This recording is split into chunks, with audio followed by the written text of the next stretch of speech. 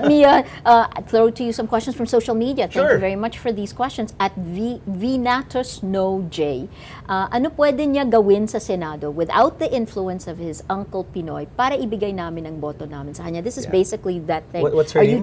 Her name is Vinatos NOJ. Okay. At Vinatos NOJ.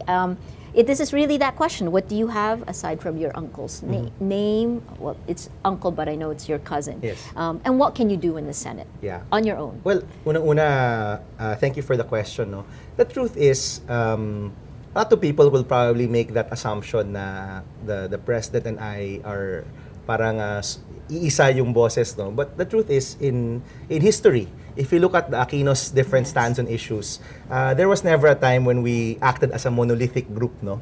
We all had our own issues, we all focused on different areas, and we all had our own stands. So sometimes they didn't necessarily agree with each other. Yes. Right now, I think the president is doing a good job, and especially itong good governance trust is something that we need, no? Right. But on particular issues, I think the senators, not just myself, but everyone in Team Pinoy are actually free to make their own decisions on particular issues, no? But that being said, our focus is really jobs, especially for young people, support for micro business owners, which of course includes financing, training, and access to market, and reforms in our educational system to make sure that the job skills mismatch isn't as large as it is now, no?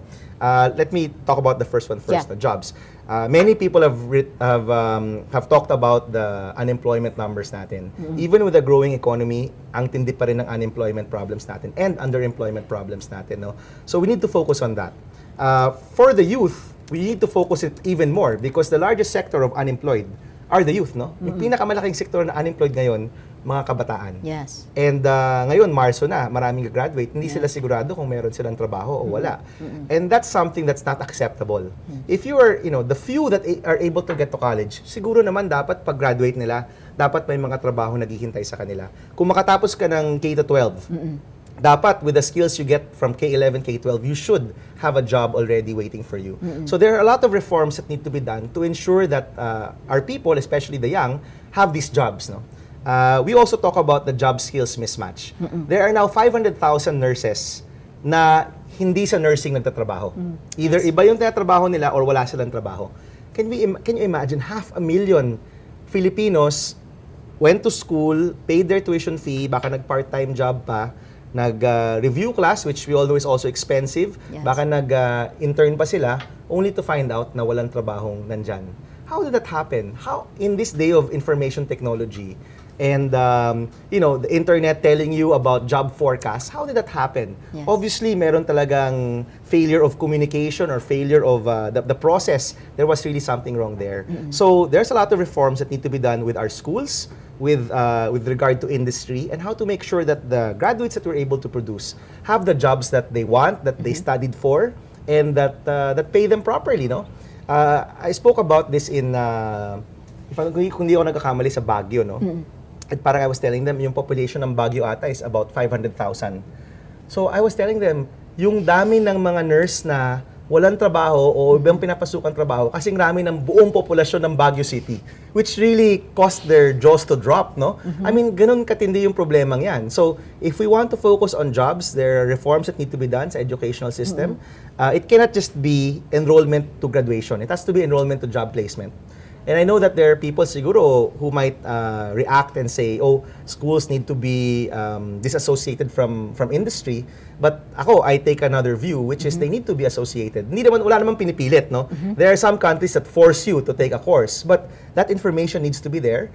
And earlier on, in second year or third year, you should already sort of know kung ano yung trabahong gusto mong makuha, ano yung skills na meron yung kailangan ng kumpanyang yon, at kung wala ka ng skills na yon, hindi pwede na at fourth year, doon ka lang maghahanap, tapos parang swerte-swerte lang kung may trabaho ka o wala, no? So there's a lot that needs to be done there.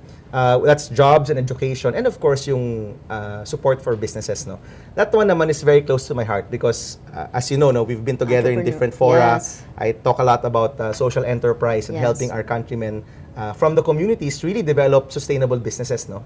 Bakit importante yan? Importante yan dahil kung ang isang tao natulungan mo magkanegosyo o magkatrabaho, unang-una, ang laki ng dignidad na meron. The dignity that comes with earning for your family is there, no? Secondly, it's sustainable. You don't need to keep on giving dole outs because once you're able to get them on the right path, hopefully, they'll be able to be sustainable and support themselves already.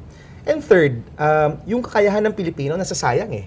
Kumbaga, my core belief is that Filipinos, magagaling, matatalino, masisipag, may kakayahan. Kulang lang ng opportunities, no? Opportunity na makapag-aral, makapagtrabaho, makapagnegosyo. But if the programs are there, and this is what I've seen in social enterprise, if the programs are there, if the policies are there, the interventions are there, you can trust that the Filipino can get themselves out of poverty. Kung nandyan yung tulong. Pero of course, kung kanya-kanya, talagang mahihirapan ka. But if you have, support from government, from the private sector, helping you and helping you get to a point where you can stand on your own feet. That development, I think, is what we need in our country. Yun yung hinahanap natin na people power talaga. Yes. Na hindi lang basta-basta binibigay ang dole-outs. No? Talagang yung totoong empowerment, no? Financial, political, it all comes from Filipinos being able to stand on their own feet, earn for their families on their own, and the next step there is making better decisions for themselves, for their families, and for their community. So that's what we will really try to focus on. And hopefully, if given a chance, no, we hope to really bring in these reforms to the Senate. No? Well, what's great is that you have coherence, how to funnel the experience you've had to where you want to go. But you say it with such certainty. I mean, for example, giving jobs, right? Many people older than you have tried to do this. How will you work this system that's been there for now nearly 30 years, 27 years since EDSA, which hasn't really given these jobs? I mean, every politician says jobs are important, and yet we have 10 million Filipinos who are forced to go, the middle class forced to go abroad. Yeah. How do you take this vision in the context of the reality of the systems, or Well, lack of it? How will you function as a politician, I suppose, is what I'm asking you. Okay. Yung as a politician, let me set that question Sure. aside first. But probably I will look at it from the point of view of an entrepreneur. Okay. Because entrepreneurs are natural problem solvers, no? They are. But you have to work with other long-standing politicians who may be working against you. How will you deal with this? Yes. Well, just to my point lang, no? Yes, please. Entrepreneurs are natural problem solvers. They work with the market, they work with what's there, they work with what they have to achieve the goals that they set out, no? Iba siya sa isang advocate, no? Or maybe iba yung pananaw sa buhay, no? Yes. Pero bilang isang entrepreneur, no?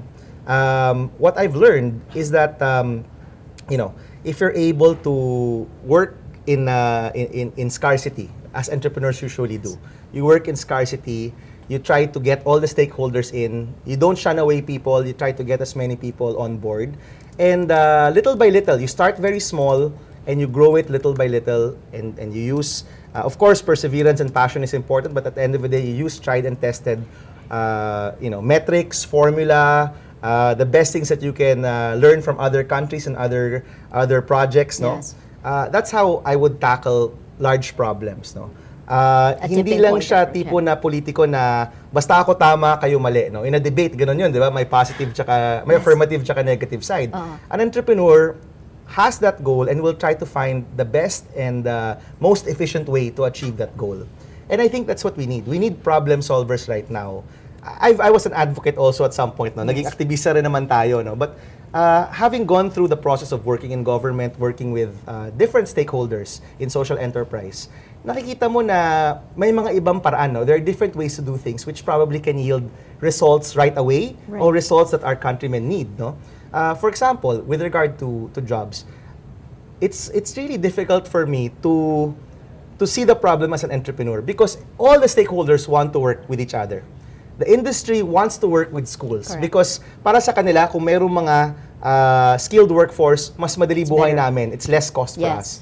The schools, they want to produce quality graduates because if they don't produce quality graduates, they're going to get closed down or nobody's going to enroll in their schools anymore. Government wants nothing more than for our unemployment rate to go down. And yet, hindi pa rin siya nagkakatugma, no? It's still a quagmire, no? Right. So, as an entrepreneur, you look at the whole system, ng systems approach or systems thinking, and you say, all the stakeholders seem to want to work with each other. Wala ngang opposing force, eh. Right. And yet, hindi pa rin sila nagkakatugma. So, maybe your role can be, somebody there in the center bringing in all of these stakeholders together. And So from what you're seeing, what is preventing that from happening? I'm not sure. Corruption? Could be a lack of reaching out to each other. Throughout our society. Vested interest? Maybe, sorry, I'm being the journalist. Probably vested interest, but alam mo, most likely just a lack of coordination. To be frank, na my sector is my sector, your sector is your sector. Hindi tayo nag-uusap kasi magkaiba tayo ng sektor. So you see opportunity to A be lot able of, to... well, entrepreneurs always see opportunities, Absolutely, diba? absolutely. And Yeah. now going back to Happinoy, no? Yes. Kasi Happinoy is our perfect example of we started from zero, no? I left government, I was jobless. Okay, my business partner, si Mark, whom you know, left Unilever. We were both basically unemployed, no? Yes. I still had a TV gig on the side, but as you also knew, it was really a small thing lang. So, you know, we started with practically nothing. We started with our own savings, and we just started to get different stakeholders to come together. The microfinance sector helped us out. We were able to get a few companies to help us out. We were able to get some NGOs to help us out. And of course, the nanays, no, who were at the center of everything. And paunti-unti, na-refine yung model, nagkaroon ng suporta, we were able to bring it to 14 provinces. And that's the benefit of being an entrepreneur, no? If you can build something from scratch, literally, with all these different stakeholders. Yes. And to reach, well, you know, all modesty aside, no, Happinoy has actually gotten quite large, no? Yes, yes. Hopefully, this type of intervention where you can affect so many thousands of Yes. Filipinos, if you had government supporting you, can you imagine how much more, the scale that you could actually bring these services to even more Filipinos? So, maybe one unique thing is, hindi ka talaga, the political mindset is only one of the hats that you can wear. And you can Yes. wear other hats like the entrepreneur hat or the activist hat. And depending on the situation, you can actually choose what's the best way to move forward, no?